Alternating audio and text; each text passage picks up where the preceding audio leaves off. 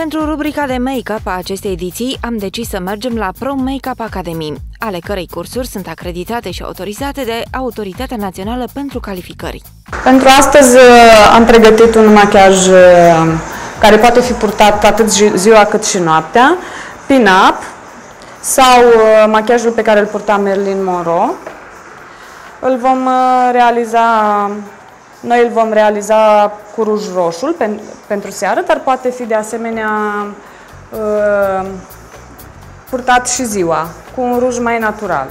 Vom începe după ce am demachiat modelul, vom aplica o bază hidratantă care va matifia și va hidrata foarte bine fața, o va pregăti pentru machiajul nostru. Vom aplica un fond de ten rezistent la apă pentru că va fi un machiaj de seară.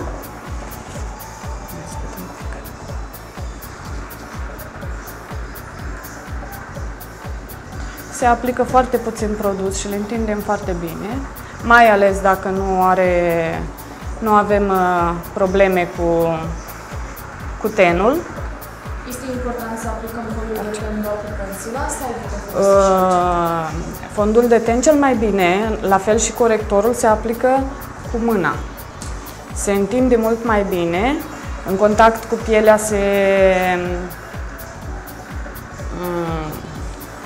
se uniformizează mai bine cu mâna. Vom aplica acum anticearcănul, care nu doar că acoperă. Domnișoara noastră nu are nevoie de anticearcăn, dar îi va hidrata foarte bine zona de sub ochi, pentru că pielea este foarte uscată, are nevoie de hidratare. Rolul anticearcănului mai este și de hidratare, nu doar că acoperă și luminează foarte bine. Culoarea anticearcănului trebuie să fie cu o nuanță, chiar două mai deschisă decât fondul de ten, pentru a atrage lumina sub ochi, zona cearcănelor. Pentru că culorile deschise, lumina atrage lumină, la fel cum culorile închise atrag umbre. Vom trece la realizarea machiajului. Vom aplica o bază grasă. Întotdeauna în machiajul profesional trebuie să aplicăm o bază de machiaj. Fie că este ea grasă, fie că este creion, fie că este acuarelă sau diferite geluri. Noi aplicăm un fard cremos pe toată pleoapa mobilă până la pliu.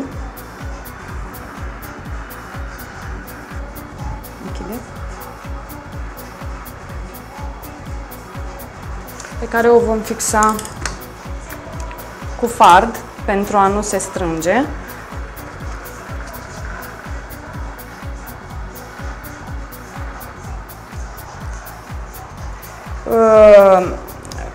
Machiajul acesta pin-up, ce înseamnă? Pleoapa mobilă de o culoare deschisă, iar la pliul ochiului umbra să fie un maron natural. La pliul ochiului.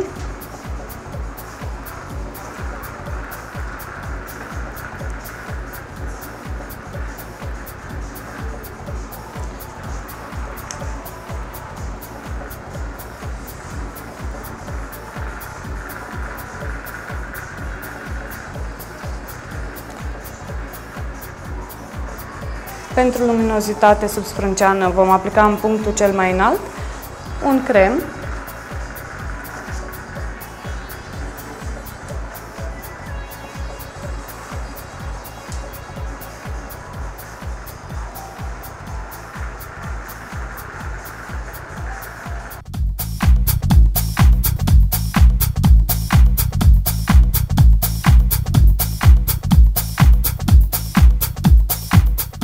Trecem la pasul următor, și anume trasarea eyelinerului, iar cu ocazia aceasta o să explic și tinerelor domnișoare cum să-și ia reper ca să-și traseze un eyeliner cât mai corect.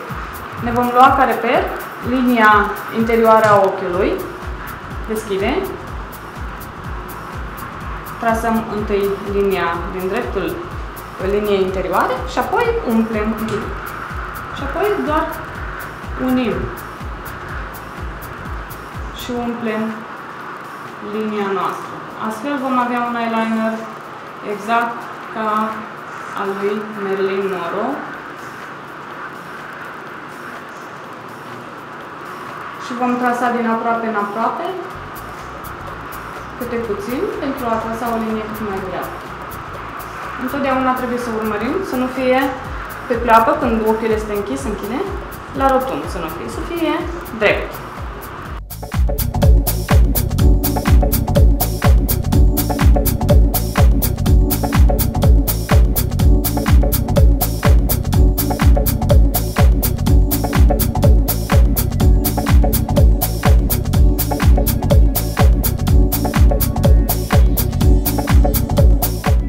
Vom aplica rimelul pentru volum. Închide. Rimelul se aplică pe ambele părți ale genelor. Atât deasupra, cât și de desubt. La fel încercăm să dăm până la rădăcina lor.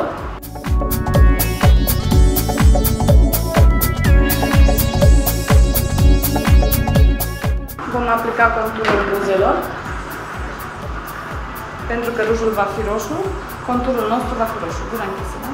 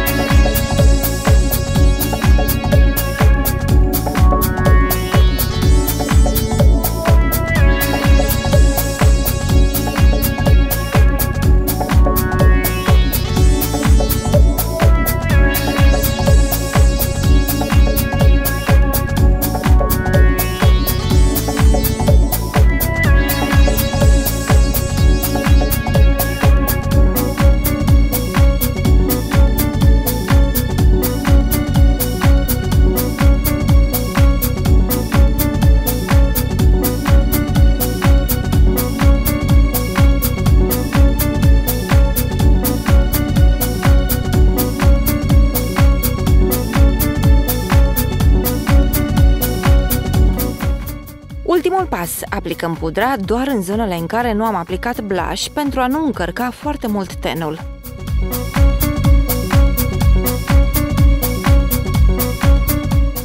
Acesta este machiajul final. Sper că v-a plăcut și sper că o să-l puteți face acasă.